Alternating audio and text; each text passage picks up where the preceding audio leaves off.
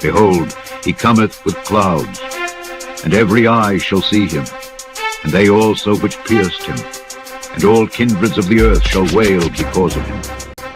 As birds fly in, so will the Lord of hosts defend Jerusalem. Defending also, he will deliver it, and passing over, he will preserve it. For as the lightning cometh out of the east, and shineth even unto the west, so shall also the coming of the Son of Man be. For behold, the Lord will come with fire, and with his chariot like a whirlwind, to render his anger with fury, and his rebuke with flames of fire. For by fire and by his sword will the Lord plead with all flesh, and the slain of the Lord shall be many.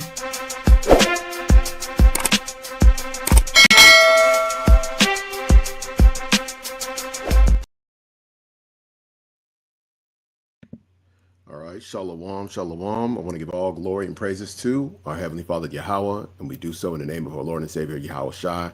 Grace and mercy be abound to the hopeful elect scattered throughout the four corners of the earth that are waiting on the second coming of our Lord and Savior, Yahweh Shai HaMashiach. This is your brother, Hawayala, and we are doing a live stream tonight, and this live stream is called What is an Israelite? Okay, and the reason why, I'm doing this particular subject, even though it's been talked about many times, it's because of, the controversy surrounding the conflict that's going on in the Holy Land, and also a few different videos that I've seen over the last few days in regards to, the people that have taken our identity. Okay, so I had to, I just wanted to kind of keep it not with too many different videos, because there was a lot of videos that I could have used, but I just kept it with a few of them. And we're going to kind of address the topic and also use, ChatGPT to see exactly what things it can compile concerning the identity of what it is to be an Israelite. Okay, and this is actually a controversial thing in the Israelite community because people within the Israelite community might have brought in their own dogma or their own influence of what they think being an Israelite is. Okay, sometimes people think being an Israelite is strictly about how you look. Sometimes people think being an Israelite is based on where you live. So if you live in the land of Israel, therefore you're Israelite. That's why even you hear some people even trying to say that the people that were there, the Palestinians or the nomadic Arabs that were there, that they are the Israelites and they just simply converted to Islam. You hear some people say that. Another set of people say the Israelites were just basically a people that were just the Canaanite people that decided to choose a God called Yahweh. I've seen many scholars say that. Okay, so that's why within the question, which you'll see, I asked a specific way because I wanted to ensure that they had specific answers based off of both sides, both the biblical and the scholarly approach. But what I'm going to do first is I'm going to go ahead and go into, the scriptures, and we'll kind of get a precept to kind of get the ball rolling. So bear with me for a moment.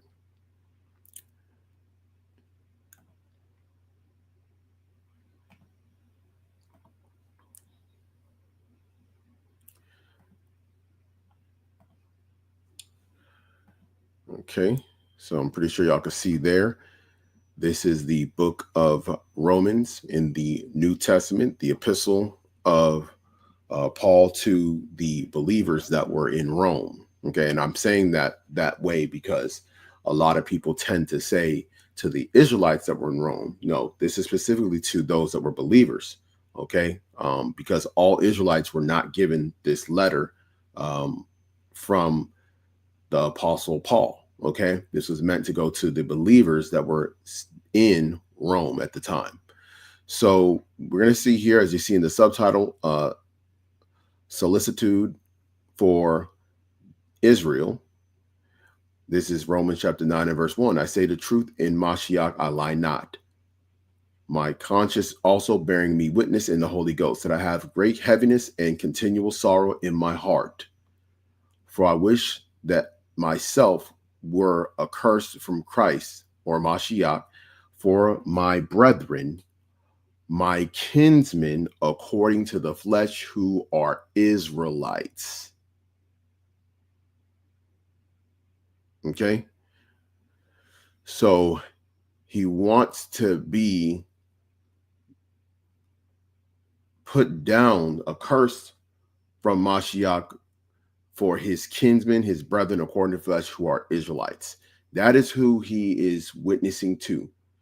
This is the Holy Ghost bearing witness within him as he's saying these things, that this is deep down his thought. Who are Israelites, to whom pertaineth the adoption, the glory, and the covenants, and the giving of the law, and the servants of God, and the promises. Okay? So the services God only pertains to the Israelites. So anybody talking about other nations can serve the Most High God, the God of Israel, is lying, because he's always known as the God of Israel. That's why their service is pertaining to his people, okay, the descendants of Jacob. Now, also, of course, the adoption, meaning being brought back, okay, and the glory of all the things pertaining to the promises of the law, the kingdom, the rulership, okay, which when you have a kingdom, you also receive the glory that comes from it, okay, the covenants, the old and the new, and all the other covenant promises, okay, the ones that were given to the various patriarchs, Abraham, Isaac, Jacob, the promises that were also given to the 12 patriarchs, the promises that were given to the people when our forefathers were in the wilderness. There was covenant agreements made, okay. That's how the old covenant was given, and later on the new covenant was also established as well, or at least proclaimed to be established at a future time that would bring to fruition all the promises that were written within the law and the prophets, okay. The giving of the law, okay, because the law was given to Israel, was not given to the other nations, meaning that's the reason why the other nations, they can eat unclean foods, they can have any kind of family formation that they want, even though we know that there's universal laws and principles that make things not work properly. Okay, that's why in other nations, they all tend to believe in certain universal principles. Okay, or tend to believe in universal principles, and if they don't follow those universal principles, they have problems. But we have specific laws, ordinances, code of ethics that is very specific to our people.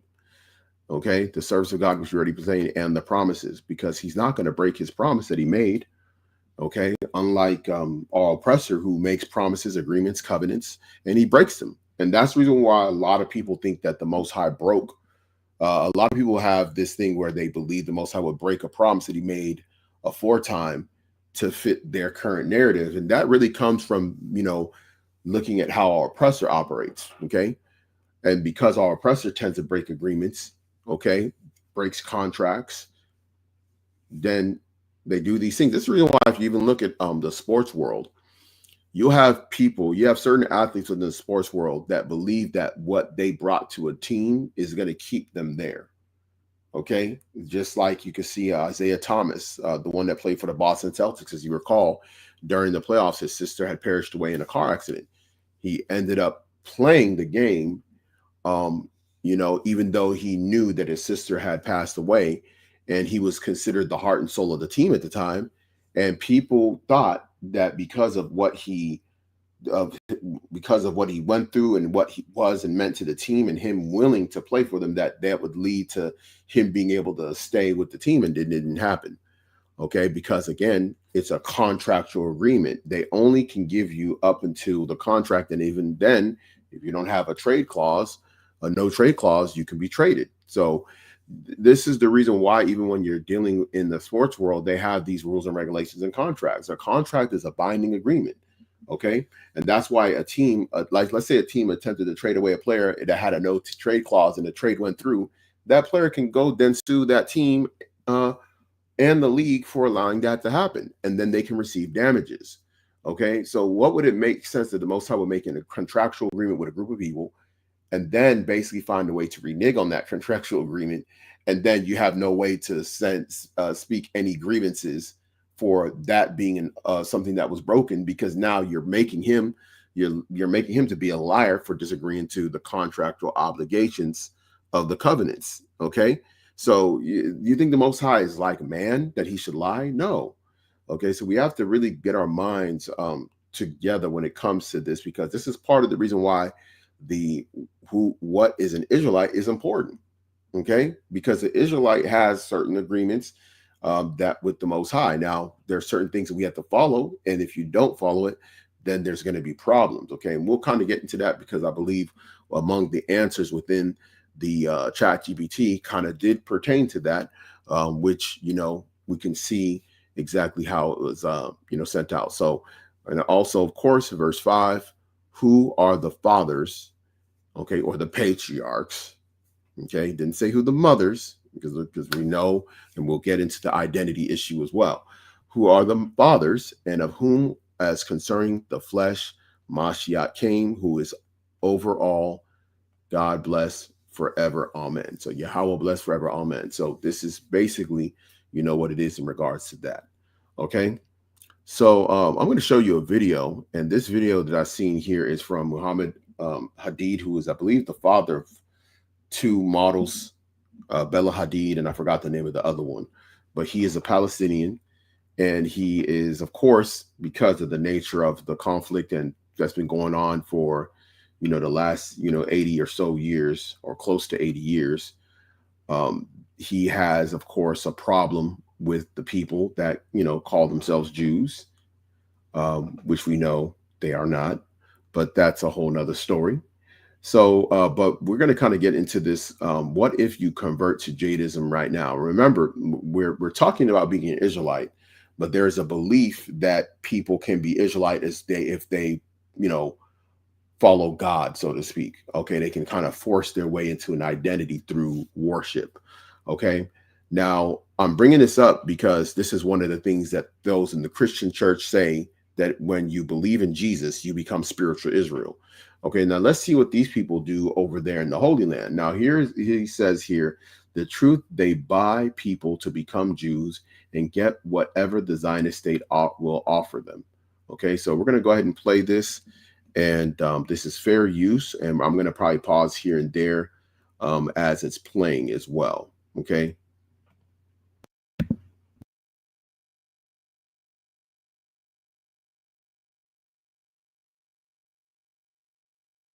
Okay, looks like it's not playing. Let me try and stop sharing. Give me a moment. I have to refresh the actual video. Okay, so now I got it real quick. So let me go ahead and share this tab instead. Okay, so now it should work. So you see here, Muhammad Hadid. Muhammad Hadid is, I guess he's a businessman. I believe also he's the father of two different models. I don't remember, one of them's Bella Hadid. I don't remember the name of the other one. But it says, and he's a Palestinian, like I said, it says the truth, they buy people to become Jews and get whatever the Zionist state will offer them. Now, can anybody know where in the Bible that the Most High say that you can basically buy your way into becoming a Jew or an Israelite? Doesn't exist in the Bible. Okay, so here it is, Candace Owens, who has been on a campaign of I don't know what her motive is, or if she's basically set up as controlled opposition, but we're just going to hear what she has to say. It says, what if you convert to Judaism right now? So let's go ahead and listen to what she has to say, and we're going to show you exactly some of the things that they do in order to make this happen. Of what you are allowed to do if you just say or become Jewish, like if you convert to Judaism, right? You suddenly are qualified to all sorts of things in Israel, which I was not aware of. And this user on Instagram does a pretty good job of, I think, alerting the world to how ridiculous the circumstances are in Israel altogether. Okay, so she's going to tell you about what happens when you buy yourself into becoming a Jew, converting into becoming a Jew, and what are some of the benefits. Now, remember, when you're an Israelite, you had access to certain benefits. You had You had certain property rights. You had rights under the law to be protected. You can go to elders. You can go to the priest to plead your cause. You can go to the prophets or the men of God to plead your cause, or the judges. You also had ways in which you can protect your property. Okay. And if your property was taken, and there was actual ways in which you can get it back or receive back punitive damages, payments afterwards as well. So there's a lot of different things within the civil laws that pertain to that. Now, they're actually having people, when they get converted, they're getting different things, because understand this, everybody deep down understands that being a Jew, at least on a level of, on a religious level, so to speak, people understand that that means you have access to something of some sort. And people understand intrinsically that would mean access to the Holy Land. Okay. So let's go ahead and hear what else she had to say. But take a listen to what Jeannie shares. I am not Jewish. I was born abroad in Spain to an American father. And around the age of 4 or 5, we moved to the United States, where I spent the rest of my life and was raised very Catholic. My parents are Catholic, grandparents, great-grandparents. But if I decided to convert to Judaism, I could apply for Aliyah, the law of return. And under that law, as a newly converted Jew, I could move to Israel. On day 1, they would hand me an Israeli ID card verifying my citizenship. Okay, so you see there, you can convert, you can apply, which a lot of times I have application fees to that, and then you would get what's called the Aliyah, which is the return, and they would basically put you through like an orientation where you would learn about how their system is set up. Okay, and you'll also get a little rundown on learning the language. Okay, now you heard what she says. She was not a so-called Jew. Okay, her raised from Spain, raised Catholic, all that, right? But this is how one was able to convert over and then adopt the identity. Okay, which again, you got people out there, they'll fight with us all day about conversion. They'll say that you can convert and become a Jew, and then what is your tribe? Like, what is your land inheritance that you have access to, if that's the case? If you just convert and you're not an Israelite, you're not a descendant of Jacob, but now you are able to get all these things and call yourself a Jew, it doesn't make any sense, right? But again, we're in a world where not much makes sense, okay? It would also give me a cash grant of $4,200 to $4,700 USD. You know, a little money to help me settle, and then I'd get 6 to 12 months of free health care. And then after that ran out, I could apply for rent subsidies, so I could rent an apartment in Tel Aviv or Jerusalem for $250 to $390 per month. Plus, I would also qualify to not pay any income tax to Israel for 5 to 10 years. Now, if I decided I wanted to live in the West Bank, well, I'd get a bunch more. Israel would give me anywhere from $1,300 to $1,700 per month for 2 years. That's $18,000. Okay, so you see there, and as you know, you have basically Jerusalem is split between the Palestinian and Israeli sides. And then also, and those are hostile areas. Tel Aviv is the largest city. I believe it's also considered the capital. So it's a place where a lot of people will move to. And you heard what she said, it's a very small amount a month. And mind you, they're giving money up front. They don't have to pay taxes for 5 to 10 years. You know, they're getting all this taxpayer money from the United States government to enable to do this. Okay, so this shows that this is more of a place where people go, where they recruit people because they need more numbers to justify state expansion. Okay, that's one of the reasons why they're doing this, is to justify the expansion of the state, to also have more bodies, to basically also recruit into their military. Because remember, you have automatic military service if you become an Israeli. The only people that don't are the Orthodox Jews or the Hasidic. They are exempt from military service. Okay, this is stuff that you have to know about, because you might run across somebody who's going to try and fight an angle for these people as you take away your identity. Okay, so it's important that you know some of these things that we're talking about here. Okay, and you see here she's telling you, she's spilling all the tea. here. Okay, and West Bank, because it's actually known as a territory that's supposed to be Palestinian, but it's infiltrated by the Israeli government with settlers, and those settlers, those that are willing to go out of their way to, oppress directly the Palestinians that are in the land, they are given a lot more leeway. They're given like rifles outright. They're allowed to go and take over whole homes if they want to, if they're willing to fight for it. They're also given, of course, the high monthly stipend while they're out there as well, because they want to tip the balance in favor of themselves in regards to population over time in the West Bank. And then eventually they'll be more forceful, even though they're already forceful right now, but they'll be even more forceful. It is a highly populated area of Palestinians, but nonetheless, this is one of the methods that they're using. Okay. And if I wanted to buy something in the West Bank, well, I'd get a little discount, $230,000 on a new house. But if a Palestinian has the keys to their home that they've had in their family for hundreds of years, it's meaningless to Israel. And if a Palestinian child throws a rock at a tank that is currently running through his town, demolishing all the homes, well, he'll be arrested and held indefinitely without trial. So I can't imagine why anyone would call Israel an ethno-state built on the idea of Jewish supremacy. Now, an ethno-state, okay, is by definition what a lot of ancient world nation states were, okay, or kingdoms or empires.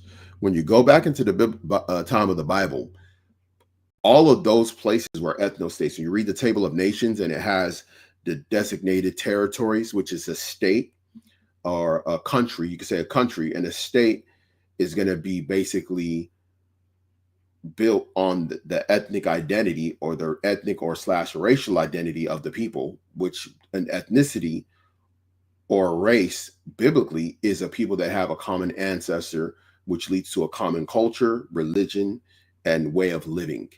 Okay. And then they would develop that with their own territory.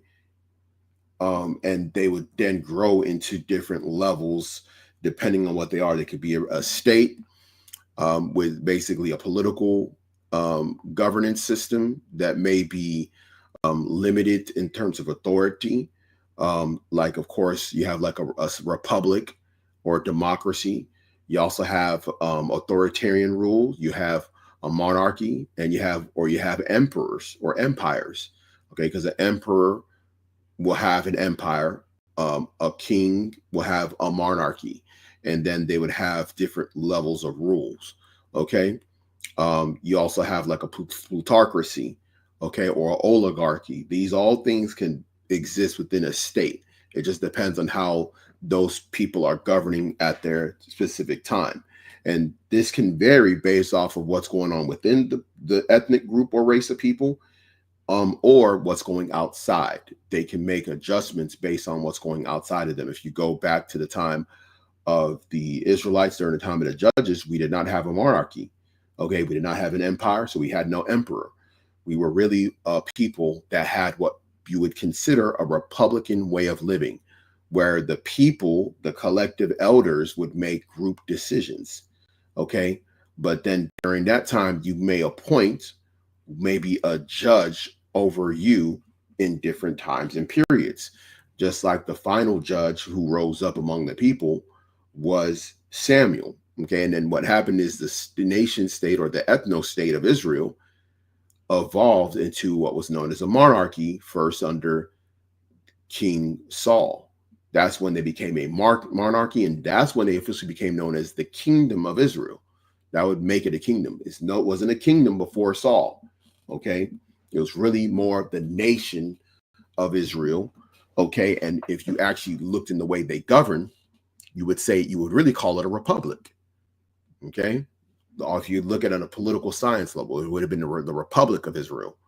Okay, so when you look at the way in which this woman is telling you about how things are going, it's not the way in which an identity is formed through this type of these means. Okay, If I, as a non-Jew, could convert and then move over there and get hundreds of thousands of dollars.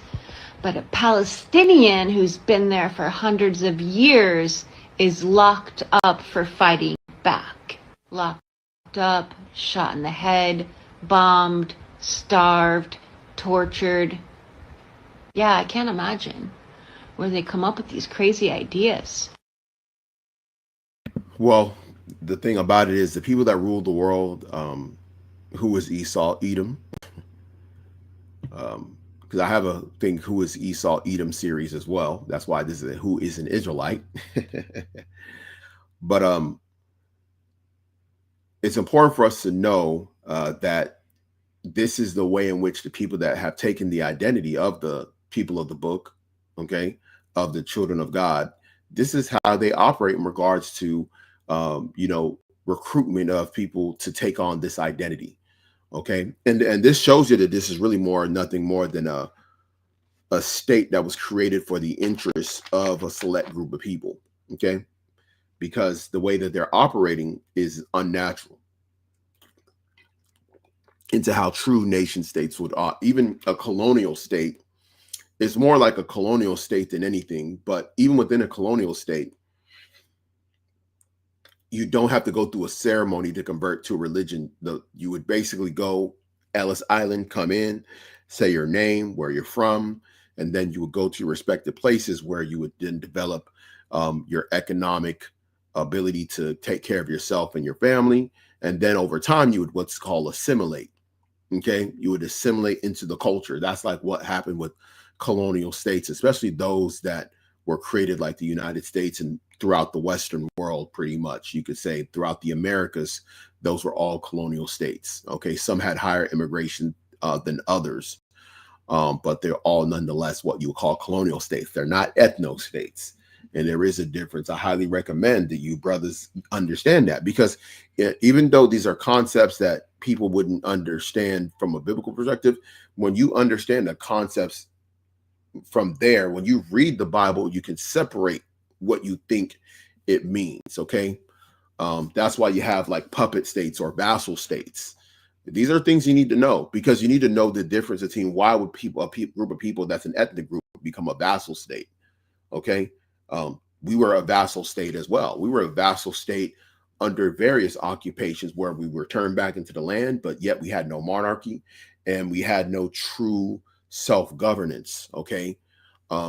That's when you can become a vassal state, when you have to pay taxes, or the person that is chosen for you to rule over you among your people is tied to another group of people more powerful than you.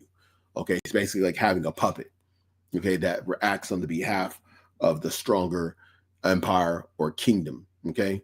This is where you get your Jasons and stuff, going back to the book of Maccabees. So now what we're going to do, we're going to go into this right here. Okay. So this is the question that I asked, and when you're using stuff like ChatGPT, you have to ask the question in such a way that it's digestible to the system so they can give you the proper answers. If you misspell words, or if you don't, I use commas, I'm using a very more of an academic approach to asking the question. So that way we can get the proper response that we need from the system. Okay. So this is more intricate than using like a simple Google. This is an AI intelligence. So you want to make sure that it gives you the answers the way that it needs to respond to you. We're not trying to generate an answer that's beneficial to our position. We're asking a question that even we can ask in a Bible college. You know what I'm saying? This is the kind of question you would ask a professor. Okay, so now let's see what this question I made. I said, based on Bible scriptures and scholastic research, what was the criteria for someone to be identified as an Israelite or a descendant of Jacob? Okay, so we're going to go here. It says, excellent question and a profound one, because the definition of Israelite in scripture and scholarship involves ancestry, covenant, and cultural religious identity, all of which shift in nuance over time. So the reason why they believe it shifts in nuance over time is because there were differences in regards to what had happened with our people at different times and places, right? And people knew certain things as far as what would make somebody a rejected Israelite, okay? And maybe that's what it's alluding to, but we'll kind of see as we go on. It says, let's go step by step through biblical evidence and scholarly analysis to lay out the criteria for being recognized as an Israelite or a descendant of Jacob. Now, the reason why I did that, because I was gonna do the question based on an Israelite or a Hebrew, okay? But the reason why I took out the Hebrew part, because I did not want them to use language as a way to determine somebody to be an Israelite. Why is that problematic? Because, by the way, other nations spoke Hebrew. A lot of Israelites seem to forget that, unfortunately, but a lot of nations spoke Hebrew, or what's called in the Bible the language of Canaan, or a Canaanite language. That's what scholars sometimes even call it, okay? So if I use the word Hebrew, they will then throw the identity on any group of people that was known to speak the same language as our people, okay? And that would be a problem. So I wanted to ensure that, to keep it more specific, Israelite or descendant of Jacob, that they wouldn't use language as an identifier for the identity, because we also know, as I've done in the last lessons, I talked about how during the time of Yahushua and the apostles, most Israelites were not even fluent in Hebrew. They were fluent in another language, and where they were scattered to, with the largest portion of them being more fluent in Greek than any other language, okay, during that time. Okay, and this is very important to understand, that language does not change someone's biblical identity. Neither does them growing up in a different part of the world outside of the Holy Land. Okay, and this is important for us to discuss, because this is one of the things that we need to get our minds away from, is our biases for someone's language, or where they're born, or where their parents are born. That's a big problem in the Israelite community, because a lot of them believe that you're only an Israelite if you are, from this side of the world. You got to be from the Americas or the Caribbean islands, and that's going to make you more an Israelite than anybody else around the world. Or you got to speak one of these other languages as well. If you speak Haitian Creole or French, Spanish, or English, that's like, or Portuguese, but if they hear you speaking another language, tongue, all of a sudden you're not an Israelite, because that's not one of the languages that we're accustomed to Israelites speaking, that we come across. It's a very narrow-minded way of thinking. So let's get into it, right? We go to biblical criteria for Israelite identity. 1, descended from Jacob. Okay, so that's very important. So being an Israelite, you need to be a descendant of Jacob.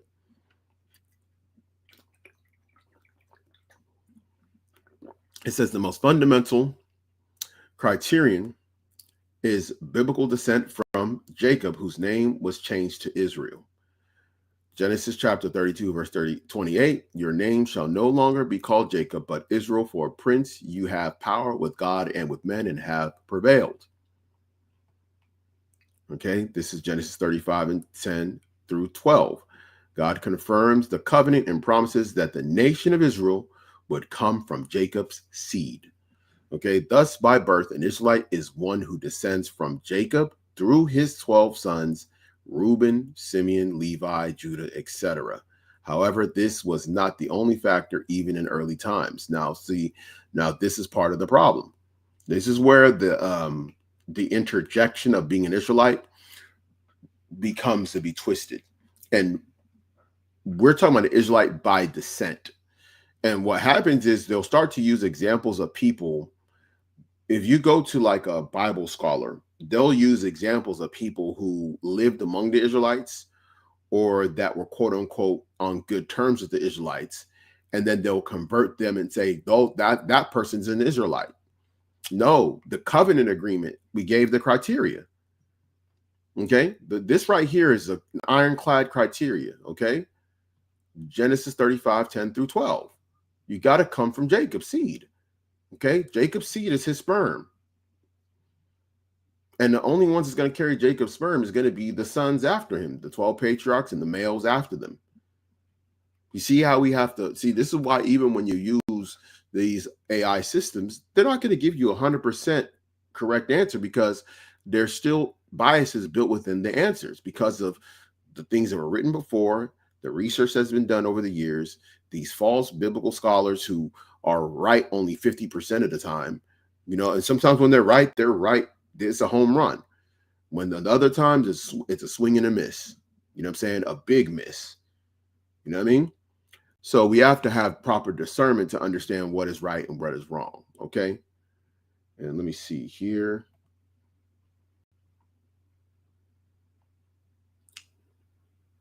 Let's see. And also, let's see. Let's just go ahead and go back. Okay, so of course he's going to try and go into different ones. Now let's see what he says. Number 2, the covenantal membership. Even those that not descended by blood can become part of Israel through covenantal incorporation. Okay, now this is what they don't understand. They don't understand the difference between what's an Israelite and what is those that are you could call strangers. Okay, that become part of the social fabric of the nation. And here's the thing: when you go back into the ancient world, they always, most places in the ancient world, even among other nation groups, okay, and what I'm talking about, like Moab, Edom, Canaan, Ammon, right, Aram, the Syrians, all those groups had a small percentage or a minority of people who were not descendants of their particular nation group that were there for various reasons. Sometimes they were there as mercenaries, right? Where they would join the army for pay to basically work on the behalf of that nation whenever they were defending themselves, or they were going on the conquering to conquer and subdue other nations. Okay, mercenary armies always existed even in the ancient world, even up until today. Okay, you have mercenary forces. You also have people that are experts in different areas. So sometimes a country that needs a particular some person that's an expert in a particular area, they may have somebody live among them that is an expert at a particular thing. In addition, you had servants that were of other nations as well. Okay, but these people would sometimes have certain rights within these different places, and they would be quote unquote citizens, as what we will say, or you could say temporary inhabitants or permanent residents, but not necessarily part of the the agreements, or had the rights as those that were of that nation. And we have to understand this, especially I'm talking to the men. We have to understand rulership. We have to understand that and this is one of the hard things, I think, even within the understanding of the kingdom of heaven. You have to understand that when the kingdom of heaven is set up, there will be people of other nations living among the elect. Yes, there will be people of other nations living among the elect that are servants, that will actually have their own abodes and spaces as well. Okay? They'll have certain rights to their own property. They'll have rights to some of their own animals. There's certain things, but they'll be ruled over by the Israelites. So how are we going to be able to fulfill certain laws whenever a stranger sojourns among us, if they're not going to be strangers sojourning among us in the kingdom? We have to start thinking and stop thinking like some of these wacky tacky Israelite leaders who don't understand rulership and how it's really done. Okay, so you see here, covenantal membership. Even those not descended by blood could become part of Israel through covenantal incorporation. Exodus 12:48 through 49. Even when a stranger shall sojourn with thee, and will keep the Passover of the Lord to the Lord, let all his males be circumcised, and he shall be as one born in the land. See, here's part of the problem with this precept, and let me go ahead and pull it up. Okay, because of this interpretation. Okay, the interpretation is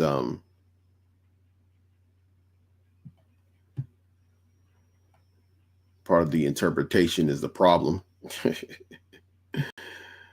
Okay, because okay.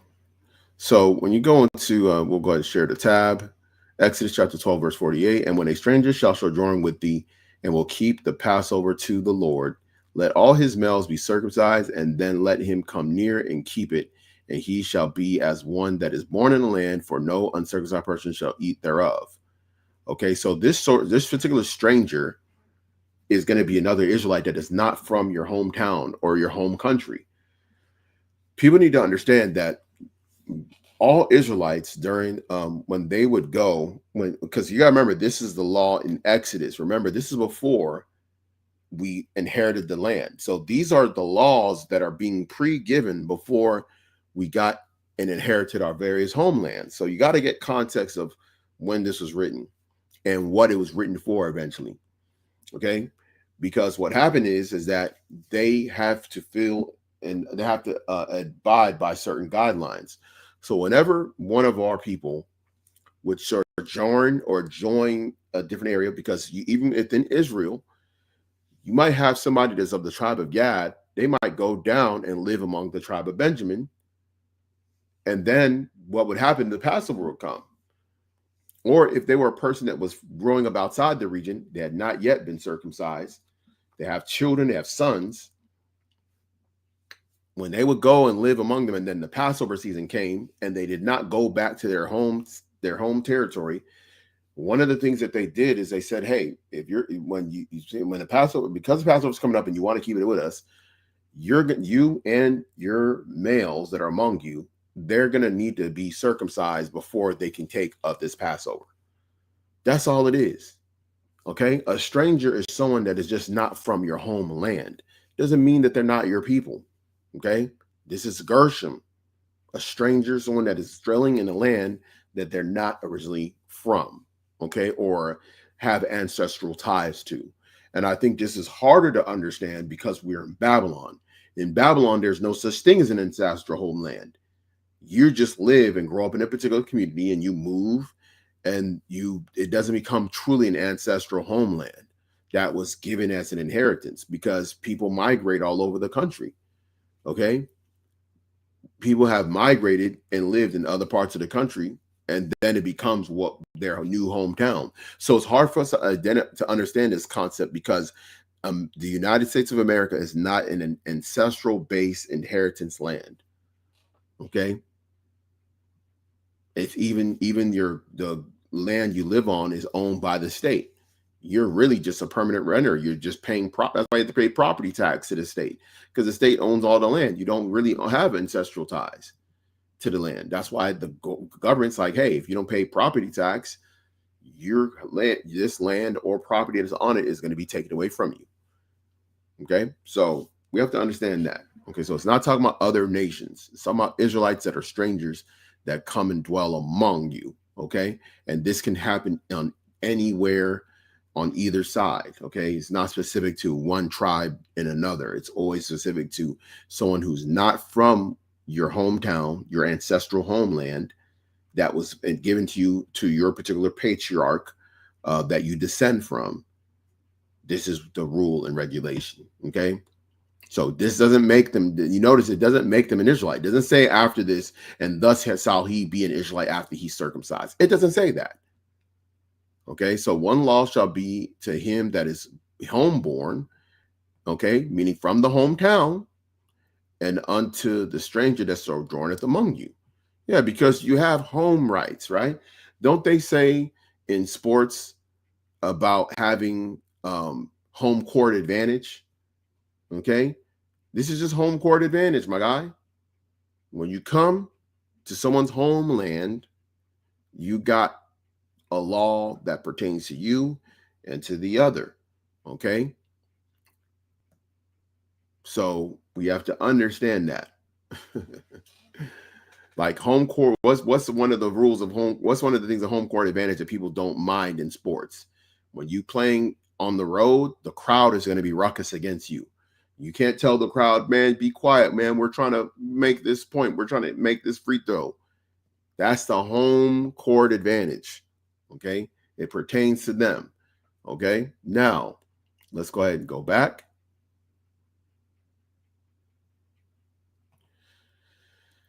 And see what they're talking about. Okay, so Deuteronomy 29, 10 through 13. Foreigners within Israel could enter the covenant with Yahweh. That's what they're saying. Let's go ahead and go into that.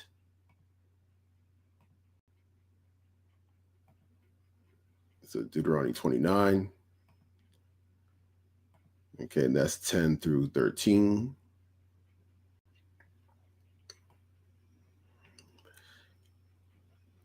Okay, so it says,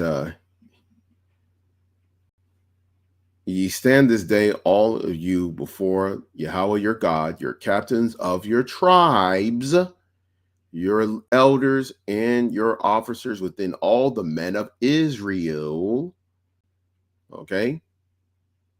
Your little ones, your wives, and thy stranger that is in thy camp, from the hewer of thy wood unto the draw of thy water, that thou shouldest enter into covenant with the Lord thy God, okay, into his oath, which the Lord thy God maketh with thee this day, that he may establish thee to this day for a people unto himself, that he, watch this, that he may be unto thee a God, as he had said unto thee, and had sworn unto thy fathers.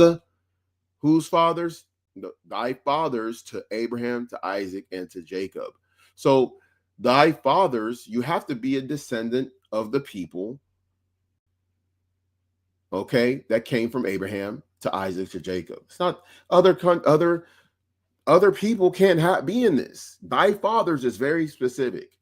Okay, I can't go around saying Elon Musk is my father. If there's a letter that pertains to his descendants and children that they're going to inherit his empire, I can't interject myself when he says, my sons, and be like, oh, he's talking about me too. Come on, let's. This is the reason why, again, these scholars, they do this stuff, and it's amazing how the precept itself defeats them. But nonetheless, we have to still get into this argument. Okay, we got to show exactly what the truth is. Okay, so let's go ahead and go back. Joshua chapter 8, 33, verse 35. Aliens were included in the assembly during covenant readings. Okay, and it's just Gershom. It means people that were not from your hometown. That's all it is. Okay, because remember, you're talking about strict ancestral ties in regards to homeland inheritance and rights. Okay, so if you're coming from a different region of Israel, you don't have the same rights, but you can assemble during their covenant reading. So if you're of the tribe of, let's say you're of the tribe of Judah, you go and you're kicking it in the land of Issachar, wherever their assembly, their synagogues, you're allowed to assemble with them when they're reading the covenants, when they're reading the book of the covenants, which during the time of Joshua, they did not have the law of the prophets. Remember that. They did not have the prophets' writings. They just had the books of Moses. I'm going to say that again. I want to make sure brothers' minds is sharp and firing on all cylinders. The reason why they're reading the covenant readings when they assembled, because during the time of the book of Joshua, they just had the 5 books of Moses, or what was called the law of Moses, or the Torah. That's all they had. Remember that. That's all they had. So they would assemble and they would read those, particularly on the Sabbath or the high holy days, or just on any given day when they would assemble together. Because you had people that were more zealous than others, and they were always looking into wanting to study and talk about the law. Okay. And we'll go ahead and get that just for good measure.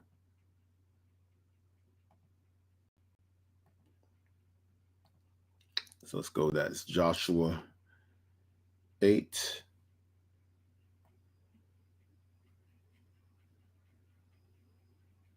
Okay. And just to make sure. So Joshua 8, 33 to 35. And all Israel and their elders and officers and their judges stood on this side the ark, and on the side before the priests, the Levites, which bear the ark of the covenant of the Lord, as well the strangers, as he that was born among them, half of them over against Mount Gerizim, and half of them over against Mount Ebal, as Moses, the servant of the Lord, had commanded before, that they should bless the people of Israel. And afterwards he read all the words of the law, the blessings and cursings, according to all that is written in the book of the law. There was not a word of all that Moses commanded, which Joshua read not before all the congregation of Israel, with the woman and the little ones and the strangers that were conversant among them. Okay? So this was all the law that he read, which is the book of Moses, and it was before all Israel. Okay? And when you go in there for strangers, which we'll get that for good measure, okay, these particular strangers, and this is part of the problem, it was just Gershom, or those that were sojourners. Okay.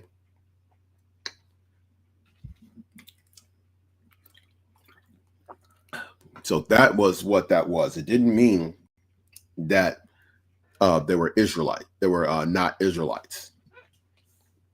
Okay. So, and also, yeah, if you recall, there were, if you know, there were people that were also our servants. So they would hear these things as well. But remember, the message was to Israel. Okay. And they heard these things as well. It just is what it is. It didn't mean that the problem, it pertained to them only. And as you recall, in this book of Joshua, during the time we were going to fighting the different other nations, and we were taking some of them captive. If you recall, during the time of in the book, I believe, of Numbers, you have an incident with the Midianites, and you know, the Midianite females that were had not known man were taken captive. And made servants and concubines. Okay, so we have to understand that when you're talking about building a nation state, you're going to have that. And if you don't believe, if you want to think about this, imagine this, right? When our people were taken captive, right, and were, you know, in these various places, imagine this civil war is about to kick off, right? And all those of the Confederacy that are ready to break away. Okay, they want to break away and conform the Confederate States and break away from the Union, right? When they would gather together, imagine them all in Virginia, because I believe that was where their main state was. So imagine them, all of them in Richmond, Virginia, gathering up all the elites of the South, the big landowners, and the different military guys, the generals, the commanders, and all of them, right? And they say, let's have a meeting about what we're going to do.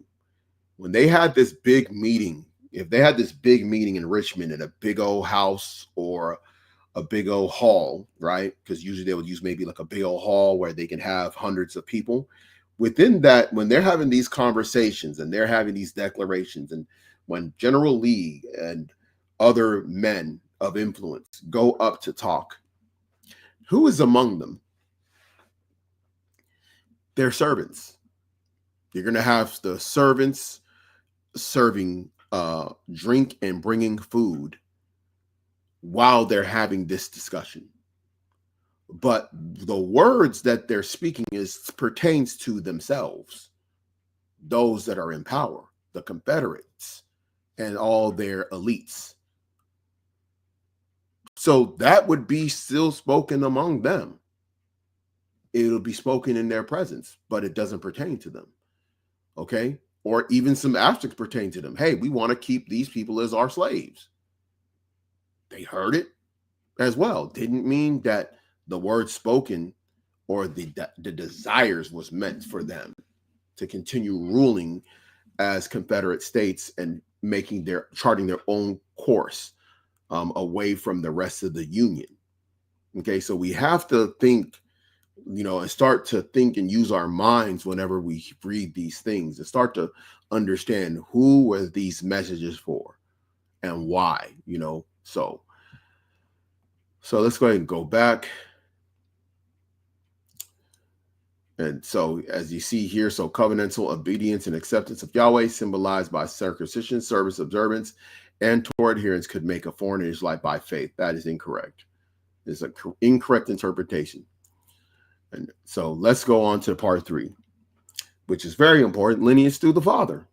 Okay. In the Hebrew Bible, tribal and national identity was reckoned paternally. Okay. Oh man, I know a lot of feminists, a lot of you men that reckon your identity through your mama. Y'all ain't gonna like this. Your mama black. Is that what some of y'all saying? Your mama black, so you black. Mama, mama, mama. Mamma mia. Paternally, this is correct. So they got this part correct. Okay, the interpretation of part 2 was shaky. Okay, so let's go ahead and read some of this. Numbers 1, verses 2 and 18. They declared their pedigrees after their families by the house of their fathers. You notice we didn't even ask them about that. I know a lot of Israelites like to use this, but we didn't even have to, we didn't ask them about Numbers 1. We just asked them about what it means to be an Israelite. Okay, well, who is an Israelite? So they brought it out. This is a precept the brothers bring out quite a bit, and even Chat GPT agrees. Ezra 2, 5, 59 through 63. Those who could not prove their paternal lineage to Israel were excluded from the priesthood or certain communal privileges. Yeah. So they were excluded from the priesthood or certain communal privileges because, again, the people have the advantage, the citizens of the nation of Israel. Those that are descendants of Jacob are the ones that are guaranteed privileges. And of course, the priesthood would be based on Levites, and depending on the family that you're from Levi would determine what role within the priesthood that you will play. Okay. And paternal lineage is very important. That's why Ezra 5, 59 through 63 is important. I'm not going to read these. I recommend that you read those directly so you can kind of get the context. I have done lessons on this particular precept as well in time past. So it says here, so to be considered an Israelite legally and tribally, one's father had to be an Israelite, or one had to be legally adopted into an Israelite household, which that's incorrect. See this part? No. Legally adopted into an Israelite household does not make an Israelite. Okay? This is when you go into the book of Nehemiah and Ezra, you have a situation where the man called Sanballat, in-law who married an Israelite woman, like you see that was rejected. And this is, remember, this is within that same time period, Ezra, Nehemiah. So recommend you reading that. You cannot be adopted in. I mean, that's why he was kicked out of the temple. He tried to like get a certain space in there, like, nah, you get up out of here. Get out of here. Scram. Okay. So yeah, this is the true one. Your father had to be an Israelite, okay? Not your mother. Your mama didn't matter. Just your papa. I know a lot of you feminists, a lot of you feminist-minded thinking men, y'all gonna have a problem with this, okay? Because y'all think that women are equally as important in regards to your identity as the father, and that's because, again, you grew up in Babylon, where everything is switched the other way around. Okay, so part 4, faithfulness to the covenant, obedience to the law. Being a descendant was not enough. One had to walk in covenantal faithfulness. And this has a lot of truth to it. Okay. And it's actually some truth to it, meaning you still had to have the descendancy, but you needed to have the faithfulness as well. Okay. And this is what the Most High is dealing with in regards to believing in the gospel. Okay. You need the faith component to ultimately be accepted in the eyes of the Most High. So Deuteronomy 10 verses 12 through 13, Israel was expected to fear the Lord, walk in his ways, and keep his commandments. Amos 9 and 7 and Romans 9, 6 through 8 show that not all physical descendants were true Israel in God's sight. Spiritual fidelity mattered. Okay. So that is a very good way of explaining Romans 9:6-8, which we just read through 5 for a reason. And I'm glad that even though I did not see that, they happened to go to Romans 9. So let's go ahead and go to that. Romans 9:6, not as though the word of God was taken non-effect, for they are not all Israel which are of Israel, neither because they are the seed of Abraham are they all children, but in Isaac shall thy seed be called. So through the covenant of Abraham, the promises switched down to Isaac. Okay, in verse 9, verse 8, that is, they which are the children of the flesh, these are not the children of God, but the children of the promise are counted for the seed. Okay, because remember, Abraham also had Ishmael, he had sons of Keturah, and they were not counted, they were children of the flesh, because the promised seed was going to be through Sarah, who was going to bear Isaac. Okay, and so it's going into the lineage. Okay, for this is the word of promise, at this time will I come, and Sarah shall have a son. And not only this, but when Rebekah also had conceived by one, even by our father Isaac, for the children being not yet born, neither having done any good or evil. So basically, there was no good or evil or faithfulness, so to speak, that needed to be done for between Jacob and Esau. That's why I had the descendants of Jacob in the question as well. Okay, for the children being not yet born, neither having done any good or evil, that the purpose of God according to election might stand, not of works, but of him that calleth. It was said unto her, the elder shall serve the younger, as it is written, Jacob have I loved, but Esau have I hated. So this is basically election. The Most High was electing and choosing which seed was going to be heir to these promises. That's why the who are Israelites is very vital as we go through this, right? So let's go on, and then now it goes into the scholarly criteria. Okay, so the scholarly criteria, which is what I asked a component question within the biblical and the scholarly. Okay, and this is kind of where it gets kind of shaky. So it says the ethnogenesis of Israel.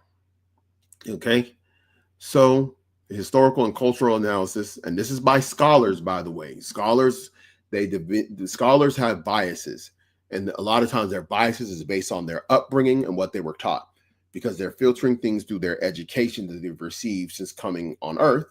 And therefore, when they go back and they interpret things, they're going to use those biases in their interpretation of identity. Okay, so let's go ahead and go into this. The ethnogenesis of Israel, archaeological and historical scholarship.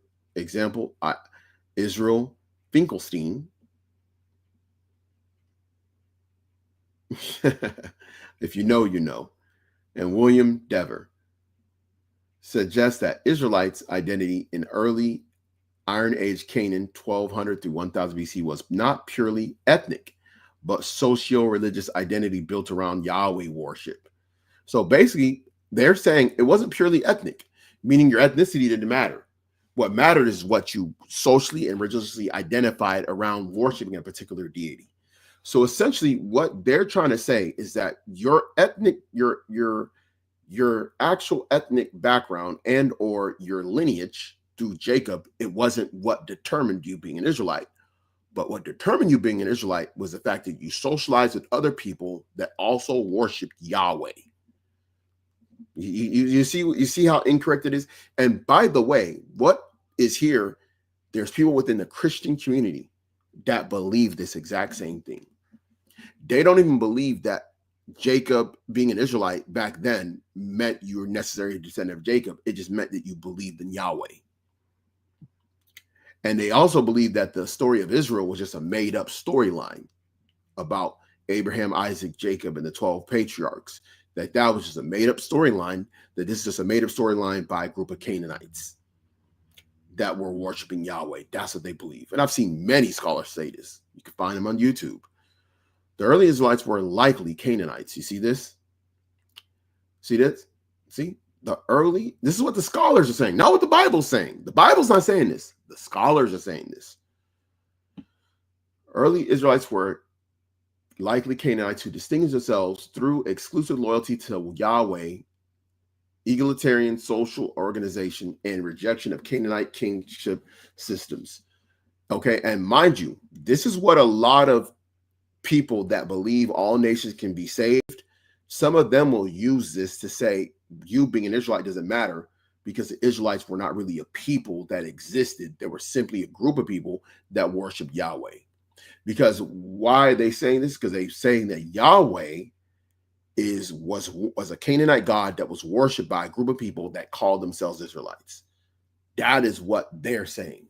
Okay, so I'm giving you what you might hear or see out there outside of what we talk about as a group. Okay, and mind you, this is mainly going to be people outside of the Israelite community. These are going to be among the Christian circles. Okay, so in its early historical formation, Israelite identity equaled allegiance to Yahweh and participation in the Israelite community, not just descent. So they're removing away the descent out of the picture. They're saying who you descend from, Jacob, doesn't matter. If you're an Israelite, you simply were worshiping Yahweh. That's what they are saying. Number two, the genealogical identity becomes central post-exilic period. After the Babylonian exile in the 6th century BCE, okay, which is about 500 years before Yahushua, genealogical purity became the dominant criterion. Says Ezra 9 through 10, Nehemiah 7, marriages with foreigners were condemned. Only those who could trace lineage to Israelite ancestors were considered part of the holy seed. Second Temple Judaism solidified in a strong bloodline consciousness through conversion, though conversion as seen in Ruth proselytes was still possible. Okay, and there's a misinterpretation of what happened in the book of Ruth, okay, which we'll not get into today. Proselytes were those that were converted. This is what they say in regards to the book of Esther. They say that they became Jews during the time of Mordecai and Esther, which was incorrect. They started acting as if they were more like the Jews to prevent themselves from being targeted. Because as you know, in the book of Esther, Mordecai was able to convince Esther to get to the king of Persia at the time to make a decree that the Jews should be allowed to punish those of their enemies within his realm and territory. Okay, this caused fear upon the people, which caused them to basically act more in line with what was being a Jew or an Israelite during that time. That's all it was. It didn't mean they converted. It just means that they were making themselves more had more affinity to. Unfortunately, this is something that is used over and over again by those in Christian circles, unfortunately. And it's something that when you're dealing with a Christian, they're not going to get away from that. They're just not. Okay? This is the likes of Vocab Malone and other people use that all the time. Okay, so and then in regards to the Ezra Nehemiah situation, well, people don't understand what happened with that, and I've done a lesson on that as well. When we were coming out of the captivity, finally going back to the land, the last thing that we needed was to go back and deal with those other nations that caused us to worship their idols and caused us to fall. So that's the reason why it's very strict adherence by them at the time to not promote any form of intermarriage because of the problems that came with that. Okay, you have to understand in the Bible, we had certain laws in which we would be allowed to get concubines. Okay, and these men were marrying these women. And I think people don't understand on a spiritual level how the Most High can allow, in some instances, a marriage with a woman of another nation. And in other instances, he wouldn't, because they're not thinking on a spiritual level, which a spiritual level requires you to think more esoterically, meaning something that would not be natural to the thinking of people of this time. Okay, especially those who are not deep thinkers in the matter of the scriptures and spiritual things. Okay, so there's a reason why that they were against it, and the way in which they had to deal with it during the time was a very, very strict way. It was like, hey, let's not even take that chance of this influence. We're too early in the game for this mess. We just came out of brutal captivities. We now are getting an opportunity to rebuild back up. We need zero space for error. That's essentially a made decision by wise men of that time to do that. They didn't put them children to death. Okay. They didn't do that. Okay. They just said, hey, they can't be, because what was happening was the culturally and the language wise, they were not fit for socialization within the nation. Okay. And if you read it, that's what the account was about. Okay. Which would lead to later problems. Okay. Especially when it came to certain things as far as loyalty to the state, especially in that early stage. Very hard to develop that when you're trying to rebuild from the bottom. Okay. So it says here, thus an Israelite came to mean both genealogical descent and covenantal participation. Okay. Which is incorrect. You cannot participate in the covenant if you did not go back to the fathers. We already kind of dealt with that. So therefore, genealogical descent was the most important. Okay. So you can't come into it. So this is actually correct. However, it's incorrect that someone could be not a genealogical Israelite and still be an Israelite through covenant participation. That's the problem. Okay. That's the big problem. Now, here is what the scholars are using. Remember, they're not using the Bible. Okay. That's why it's important for us to bring this. Watch this. The scholars bringing up the rabbinic period, which is after the 1st century CE. In latter Judaism, which is not in the Bible, by the way, that's why you're going to see what they're going to do. Matrilineal descent became the criterion. Where? Not in the Bible, but in the Mishnah. Children, do we believe in the Mishnah? No. Them small hats do. So whenever somebody brings up matrilineal descent as a criteria, understand this. They're basically quoting the Mishnah. The Mishnah in the Kedushin 3:12, meaning if your mother's an Israelite, Jewish, you are an Israelite. This was a shift from biblical paternal descent to rabbinic matrilineality, likely for practical and sociological reasons during diaspora life. And that's where that came into play. See, what happened was, remember that the aspect of the gospel that we use to determine your Israeliteness is faith. Yes, is faith. Because these rabbinic or these leaders, these rabbis, didn't have faith, they can only base things on natural means. And what happened is, as if people become scattered, they begin to integrate and mix with the other groups of people. Not always all the way, but there's a minority or even the majority will begin to just intermarry, especially as you start losing your identity, your culture, your practices, and the other group is more dominant than you. You then begin to assimilate more and more into their ways. And what happens is it becomes an issue, because now your brother and sister, you move to another place. The brother, he goes and he marries the local. Y'all move to Macedonia. The brother, he goes get a Macedonian woman who's not an Israelite, has children. His kids is Israelites. Your sister, she goes get with a Macedonian man.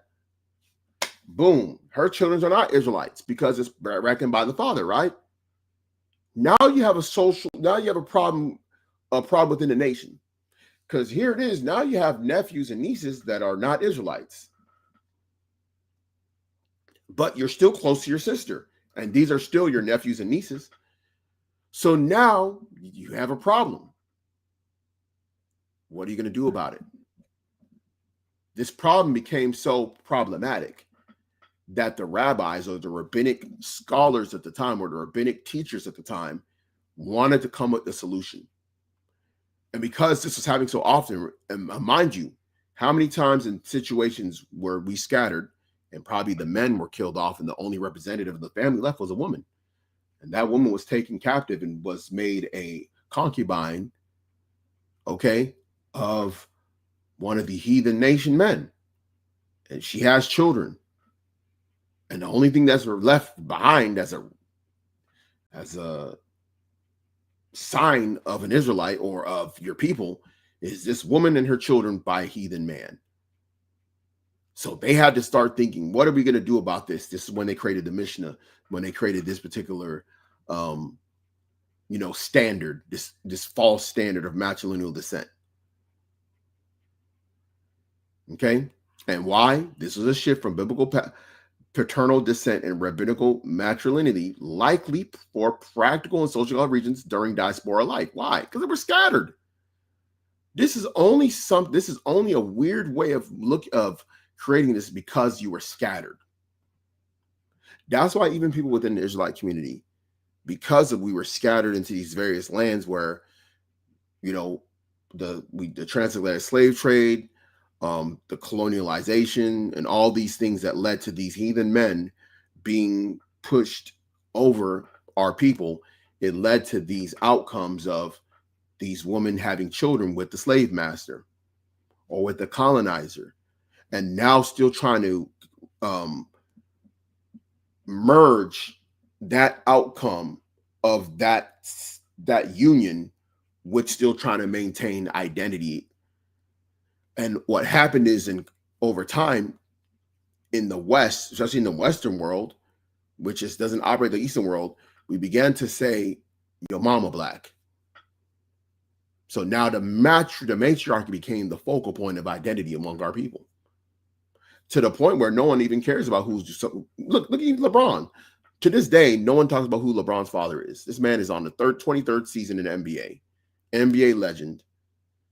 Yet to this very day, when you go and they talk about LeBron on TV, no one talks about who his dad is, but they talk about who his mom is all day, because we become a matrilineal thinking type of people. That's why you got black women talking about that they lying and saying that in Africa we was ruling it was a woman that was ruling. It was the queens. Okay, they was the one that we was listening to was a woman, and become believable. Okay, and then you get the likes of what's this guy's name? Brother Polite, talking about the black woman is God and the Barflin gland and all this goofy stuff. The likes of Dr. Umar Johnson telling you about how the woman is the center focus of our identity as a people. The queens of the earth, the giver of life. These dudes are talking crazy. That's where that stuff came from, bro. Okay. Summary of criteria across time. And by the way, we do reject the Mishnah. The Mishnah does not match up with the Bible, like we showed in the early part of the biblical scriptures, showing you patrilineal descent and its importance. That's the only thing the Most High recognized. Okay? If you have a problem, cry to your mama. Okay? Cry to your mama. We don't want to, Sally Hemings' children do not have a part. Okay? So, and there's levels to this thing. Like we said before, being an Israelite is not a fun phenotype. It's going to be faith. Oh, by the way, let me actually deal with that. Remember how I told you that the rabbinic period people, because they were a faithless generation, and because they didn't believe in Yahushua, the criteria for us as believers, and let me get that real quick, because I actually did a lesson on it as well, but let me get the precept. Okay. All right. And this is how we know that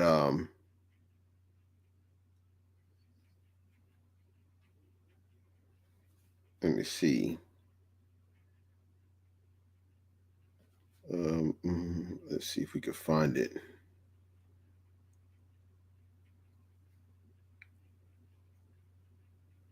Let me do this here, because that's very important. I think it's Galatians 3.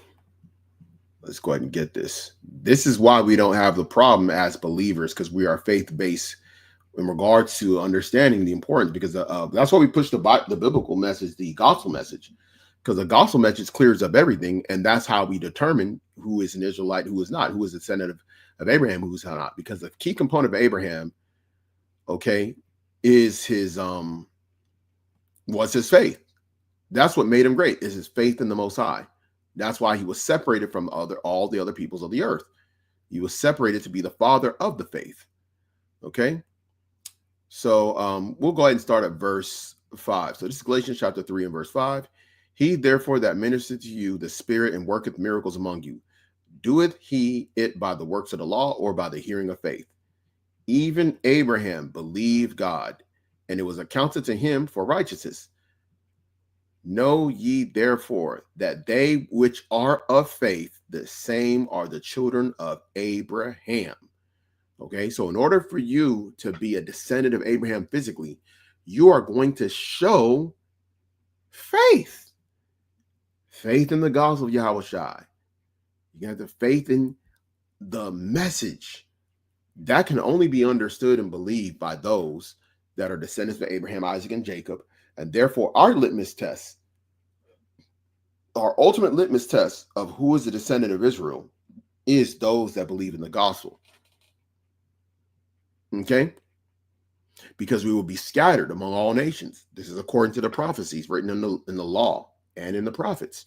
And you can see in the narrative throughout the books of, the book of Kings, and the scattering and us being taken down, and the other accounts, the other narrative accounts, and the prophetic accounts of what happened to the children of Israel. Okay?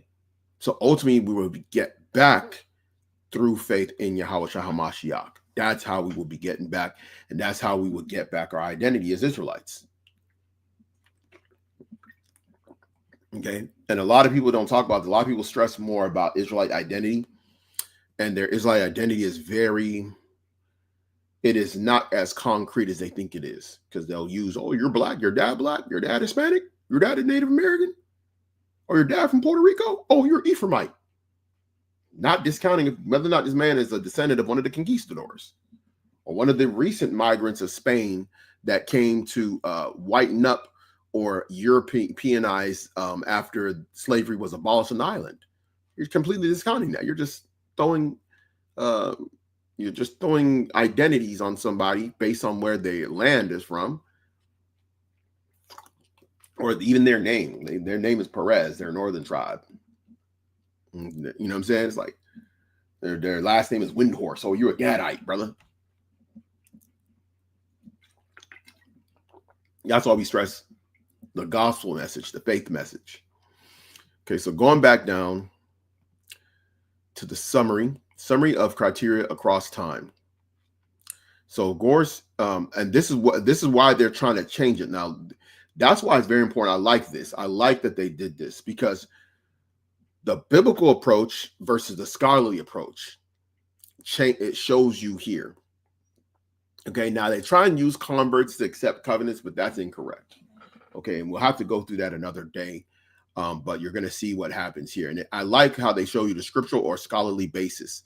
So they even went further and deeper than what I thought they were going to give on an answer level. So let's go ahead and go through this. We're going to go from period all the way to this, and we're going to go left to right on each level. And we're not going to go into the actual, for the sake of time, we're not going to go into the actual precepts in detail, but y'all can read them.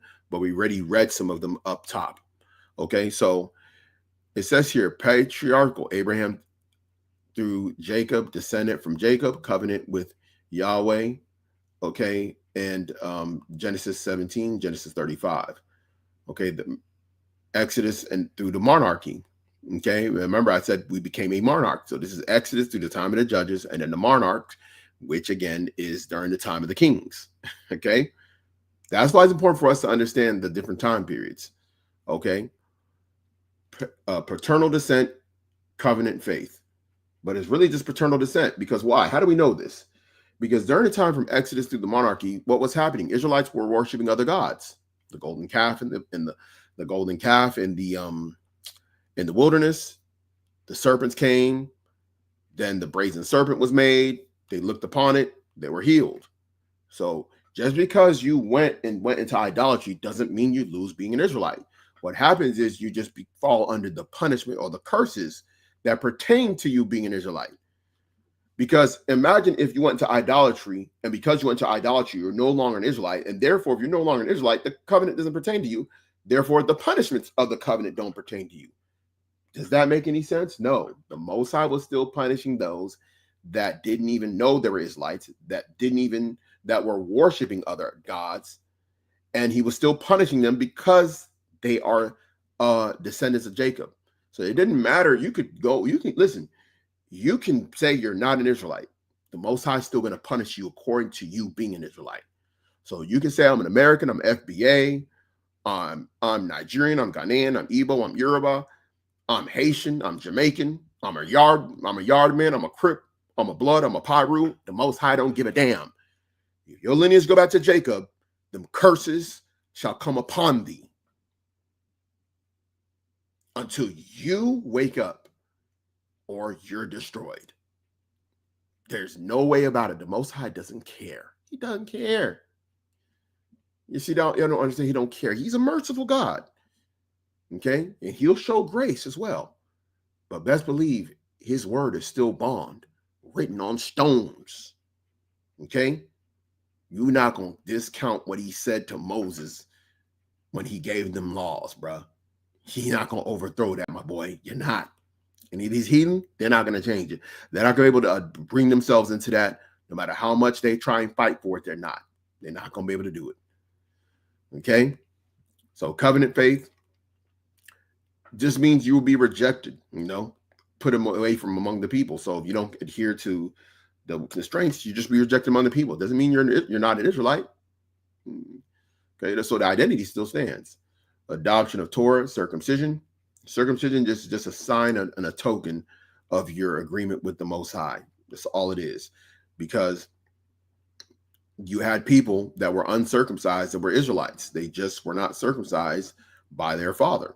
Okay, now they would be rejected from a ceremonial level because they did not follow that. And this is one of the issues that happened with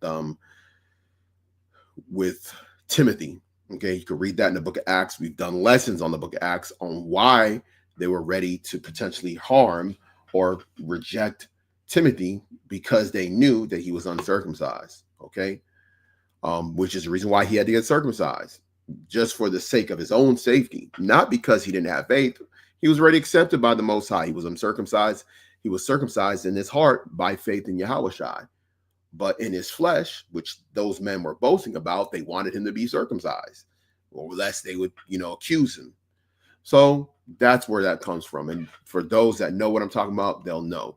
You know what I'm saying? I don't want to go too deep into that. You could go back and you can look up, search for circumcision lessons that we did, and I go into detail into that. Then you got Numbers chapter 1 versus Exodus chapter 12 into the scriptural examples. The exilic, post-exilic, okay, lineage from Israelite ancestors, rejection of foreign marriage, Ezra 9 and 10, Nehemiah 7. Second Temple, genealogical, Torah, converts accepted via covenant, which is incorrect. And they use Matthew 3 and 9, Ruth chapter 1, okay, which there's a whole misinterpretation of that Ruth and what was going on in there. You have to remember that was during the time of the judges, and a lot of people don't even understand that. Even if let's say hypothetically, you're saying Ruth was a heathen, Boaz was an Israelite, so the children were still Israelites. We're just throwing that out there, okay? Because remember, we're still patrilineal descent at the end of the day. So let's go to rabbinic post 70 CE, meaning post after the Common Era. So when the temple was destroyed, the priesthood was pretty much in disarray. Okay, the people were scattered. They didn't have a central worship place. They didn't have a central place that they can go to get better understanding of the scriptures. And therefore, what happened was, because of the scattering, men dying, men being taken captive and executed, or whatever. If you read about some of the takeovers of in the ancient world, and even in the Middle Ages, and even in the modern time, I mean, going up to the colonialism, you see that there was large swaths of men that would be executed and women would be taken, particularly the women that were young or marriageable age. This would happen across different societies, okay, where this would happen. And what happened was they would try and see if they could find a way to do this. And more than likely, there was probably different sets of rabbis who knew they were rejected because they knew that their father was not an Israelite, but their mother was. And then they added these things. Because what would happen is these women would get scattered into these different captivities. They become concubines or whatever. And then they would have children. And then they would be like, they would tell their children, hey, they would give them the story about, hey, I was in Jerusalem, but I was taken captive, yada, yada, yada. But I'm a Jew. And then the other men that were actually still really Jews in these territories, and they knew this, they would have an issue. They'd be like, damn, what we do? This sister's a Jew, but her child isn't. Her child is not an Israelite because her child is a Edomite Roman. So they would say, you know what we're going to do? We're going to add this clause in the Mishnah, Kedushin 3:12. And we're going to say a woman who, we're going to say if a woman has a child, and she's an Israelite, the child's an Israelite. And what's funny is that in the Jewish community, even if your father is a Jew or and your mother's a non-Jew, you're still a Jew. Isn't that funny? Isn't that funny how they still do it both ways? So they just kept that going back to that tradition. But more than likely, it was men among our people that created that Mishnah. Okay, the Mishnah was created by wicked rabbinical teachers during that era that was trying to solve an issue the best way that they thought, because they didn't want to reject the descendants of these children that came out of these unions. Okay, and more than likely, some of them probably came out of these unions themselves. That is probably really the reality of it and why they brought it in there. And this is the reason why some people within the Israelite community, they'd want to bring this in here too. That's why you got even those within the Israelite community that adhere to the teachings of the small hats who kept this tradition of the Mishnah. And they use this. You'll see them sometimes, they'll use this as well. And a lot of times they'll use it because of their own background, by the way. Okay. Modern scholarly view, ethnogenesis, Yahwist of Canaan. And this is the modern scholarly view that I talked about earlier. The belief that there was no such thing as the people of Israel. There was no such thing as Abraham, Isaac, and Jacob, but it was nonetheless people that were Canaanites, and a sector of them followed a cult, the cult of Yahweh. And within the cult of Yahweh, they created these false stories, okay? These fairy tales that they call what happened in the book of Genesis and Exodus a fairy tale. And they'll say that's how they created their identity, was through worship of Yahweh. And this was shared language, which again, why I avoided asking Hebrew, because if I said what makes one a Hebrew and Israelite, they would then use the language component. So I wanted to avoid the answers coming down to that. But it's good that they added this here, because the shared language of the Canaanites was Hebrew.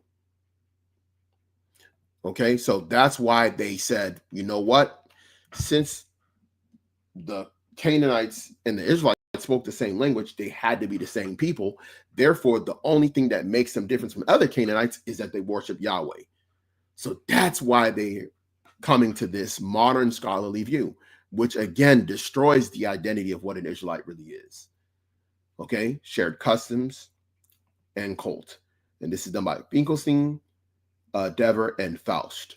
These are the main people that brought up this view of an ethnogenesis based on worshiping the God Yahweh, okay, who we call Yahweh, but they said he's really a Canaanite deity. And you can see many of people pushing this throughout the archaeological, historical community that deals with biblical history or history of the region. Because remember, You got people that don't believe in the Bible, but they're ancient historians. And what the ancient historians have done that don't believe in the Bible, they simply look at all those group of people that were in that region historically as a Canaanite people. So, I mean, Ammonites were Canaanites, Edomites were Canaanites, because they all spoke the language of Canaan. And therefore, the Phoenicians, the people that were the Philistines, they're all just Canaanite peoples that just had different gods that they worship. They were not a separate people. They were all the same group of people worshiping different gods. And that is how a scholar that does not adhere to the Bible looks at it, but it affects the way our Bible and our history is later interpreted, unfortunately. Okay. So number 4, the theological reflection, New Testament lens. Even though you asked from a biblical and scholarship angle, it is worth noting that how the New Testament defines this. Okay. Well, how did he define it? Romans 9:6-8. They are not all Israel who are of Israel. Children of the promise are counted towards the seed. Okay. And I've already read this. Interesting. Galatians 3:7 and then 29. Those who are of faith are the children of Abraham. Okay. Well, they're children based off of lineage. Okay. And what makes them children is they have the faith of Abraham. Okay. That's the key. Okay. They're the faith of Abraham. See, this is where they're not all Israel doesn't make sense from their perspective, because they're not understanding what is being said. And this is why when you go into Yahushai, he brought up Abraham for this very reason. Okay.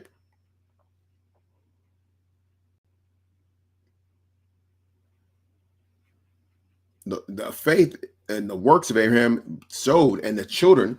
So if you're an Israelite, just because you're an Israelite and you're descendant of Abraham doesn't make you an Israelite in the way in which the Most High wants the Israelite people to be. He wants the Israelite people to not only be an Israelite, but you need to have the faith of your forefather Abraham. That is the secondary component that is referred to, that the elect will have. So where is this discussion made? Oddly enough, the Most High, being in his infinite wisdom and having those that would be witnesses, this is actually recorded. Okay. An interaction that Yahushua had with other Israelites. Okay. And where was this happened, Achiam? In John chapter 8. Let's go there.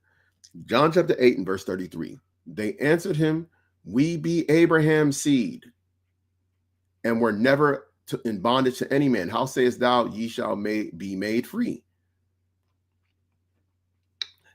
Yahushua answered them, verily, verily, I say unto you, whosoever committed sin is a servant of sin. And the servant abideth not in the house forever, but the Son abideth ever. If the Son therefore shall make you free, ye shall be free indeed. I know that ye are Abraham's seed, meaning you're an Israelite, you're a descendant of Abraham. Okay, and Abraham's seed is only recognized through Jacob. It's not through Isaac, Ishmael, or the sons of Keturah or Edom, by the way. That's why Romans chapter 9 eliminates all of those other group, all of the children of the flesh being counted towards the seed, except when you go to Isaac and you go to Jacob. Okay, that's where the seed of Abraham is reckoned. The covenant promise going down to Isaac and to Jacob. So when someone says they're the children of Abraham, that means that they're Israelites, period. Meaning they're physical descendants of Jacob, because the covenant kept getting passed down generationally from Abraham to Isaac to Jacob. Point blank, period. I hope you understand what I'm saying. Okay.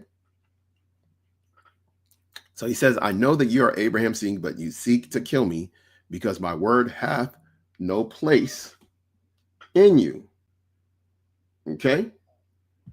I speak that which I've seen with my father, and ye do that which ye have seen with your father. And they answered unto him, Abraham is our father. Yahushua said unto him, if ye were Abraham's children, ye would do the works of Abraham. So he said, if you are indeed his children, because he already told him, I know you're the seed of your Abraham's seed, but you seek to kill me. Then he said, if you were children of Abraham, what does that mean? They were not doing his works. Ye would do the works of Abraham. So yes, even though they were the seed of Abraham, they were not doing his works. That therefore, by extension, disqualified them. This is where they are not all Israel that are of Israel. Because being of Israel, you have to still have the faith component on top of being an Israelite. You cannot be, if you're not an Israelite, you can never exercise the faith component because you don't come from that lineage. So you can't be like, well, I'm not an Israelite, but I have the faith of Abraham. That doesn't work like that. You can't have the faith of Abraham if you did not come through that lineage that went down to Isaac and then through Jacob.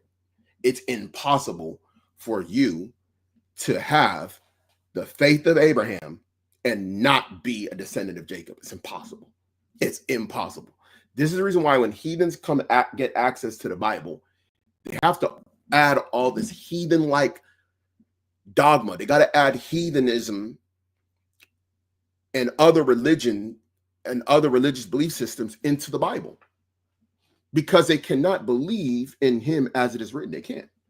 They have to add Christmas. They got to add Easter. They got to add worship of Mary. They got to add patron saints. They got to add purgatory. Man, they got to add all kind of stuff. Okay? They got to add worship of white Jesus and Cesare Borgia. They got to add Hail Marys. Okay? They got to add rosary beads. They got to add the Christian cross.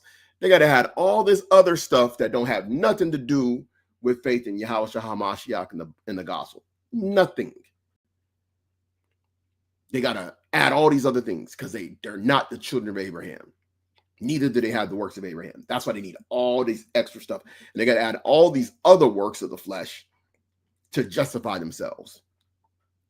Got to do Lent. They got to do Ash Wednesday. The list goes on and on. Okay? They got to go to confessional booths. They got to attend membership classes at the church. Okay, and get approval from the head pastor and his wife. You got to get certificates.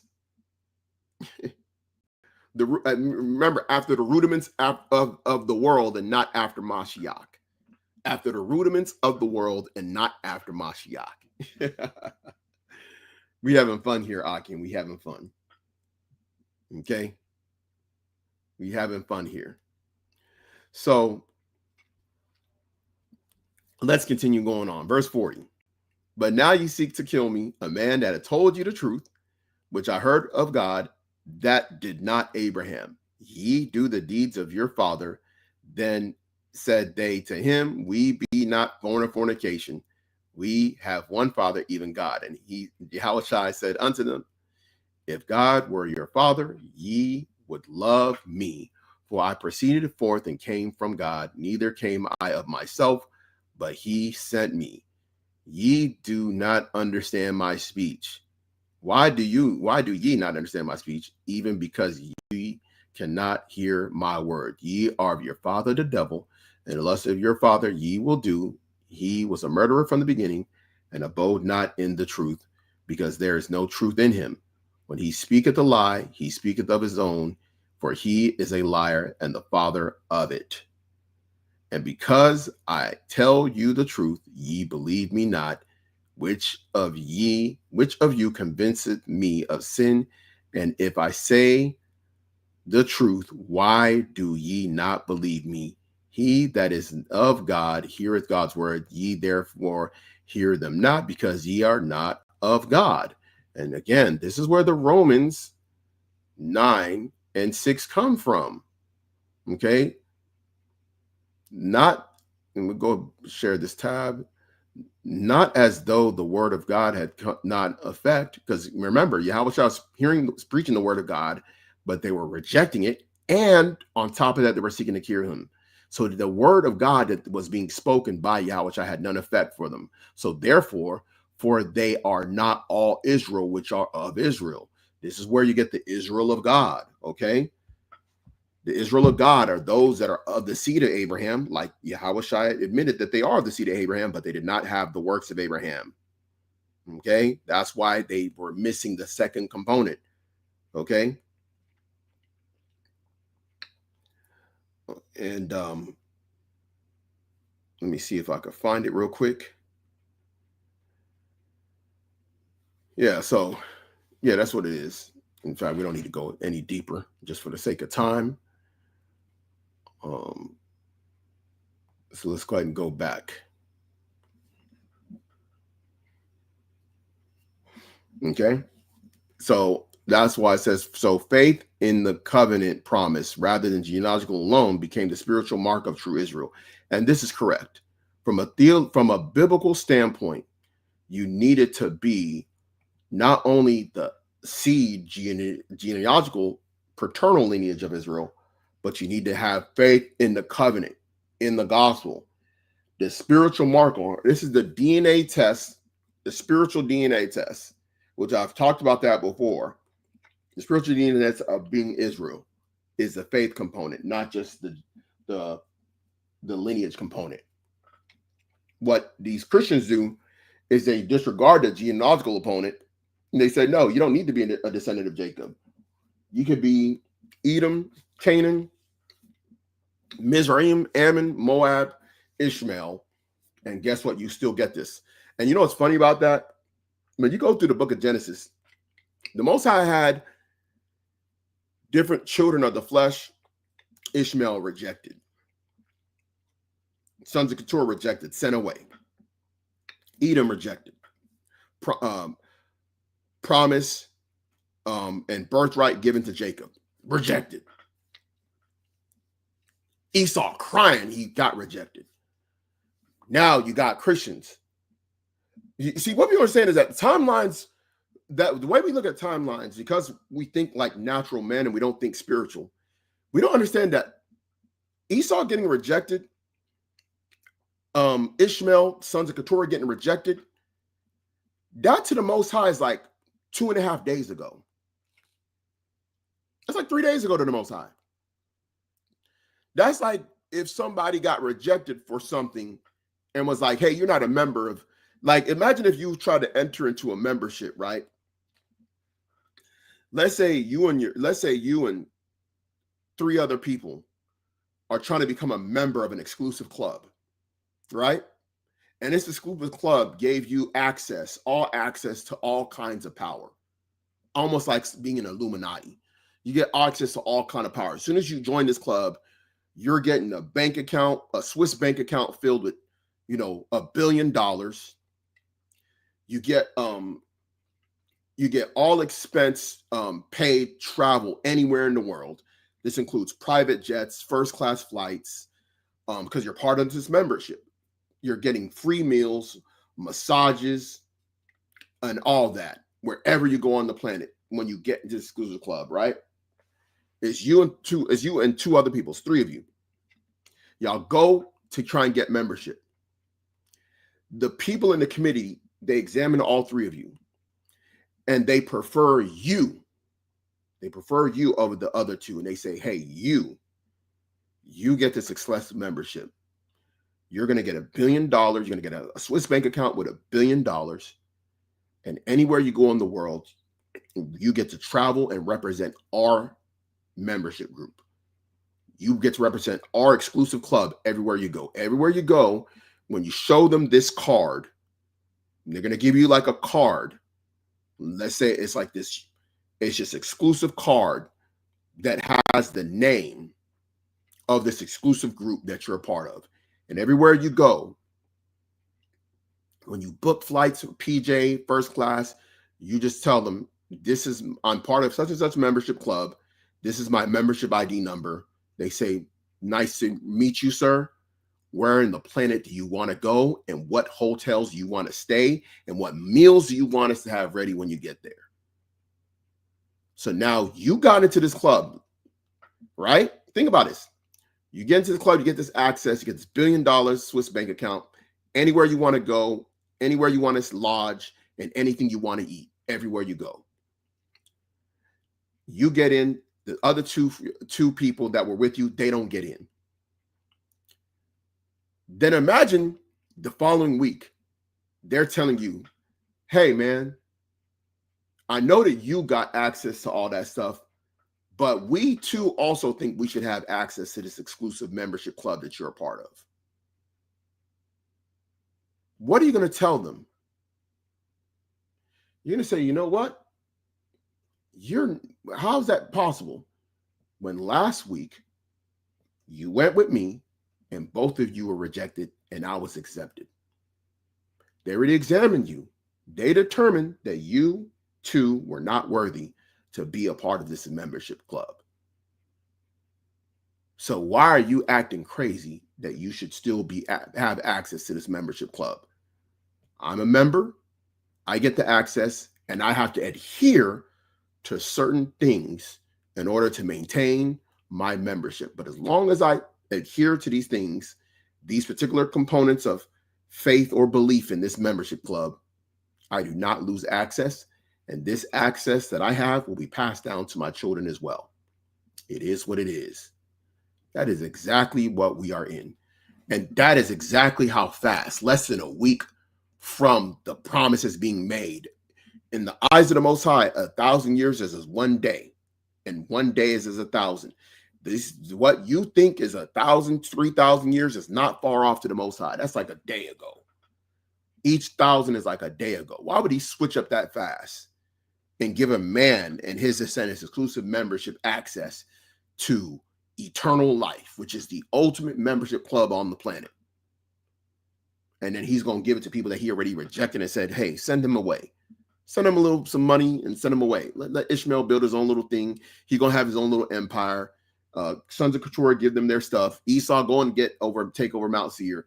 You'll have your own little time of rulership, but it's going to come crumbling down once I raise the elect up a couple of 1,000 years from now. What you going to do about it? See, they think what these people think. When you look at this timeline, they think the time period changes the promises because they're thinking like man. They're not thinking like the Most High.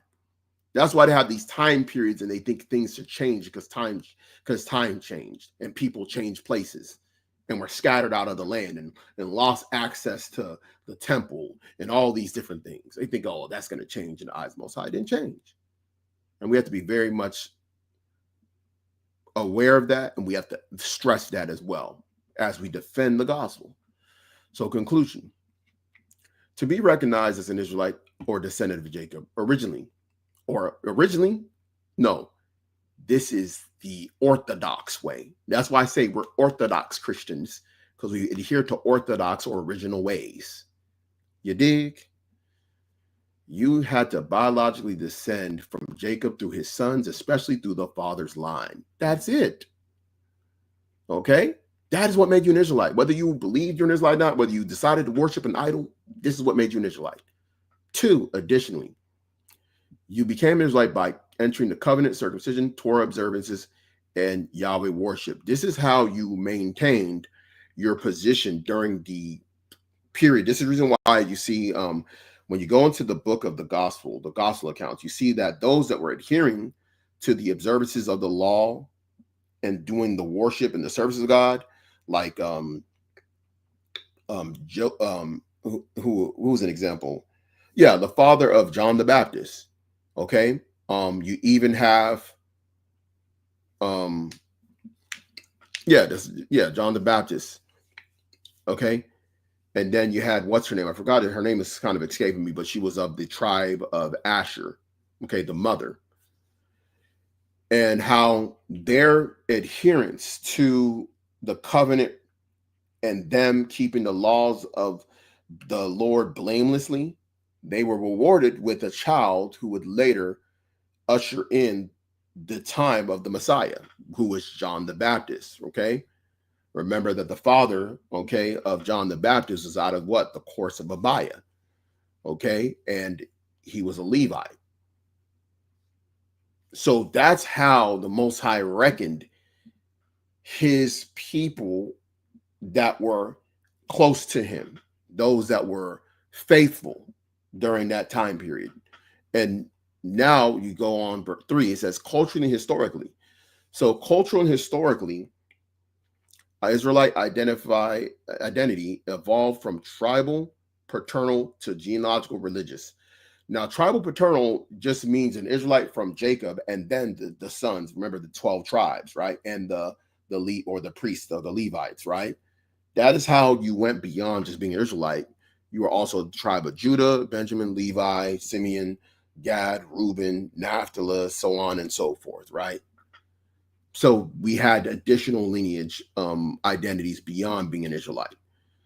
So genealogical, religious, and even matrilineal and faith-based. So the matrilineal faith-based is incorrect. The matrilineal incorrect. The faith-based is correct, which we dealt with that in Galatians 3.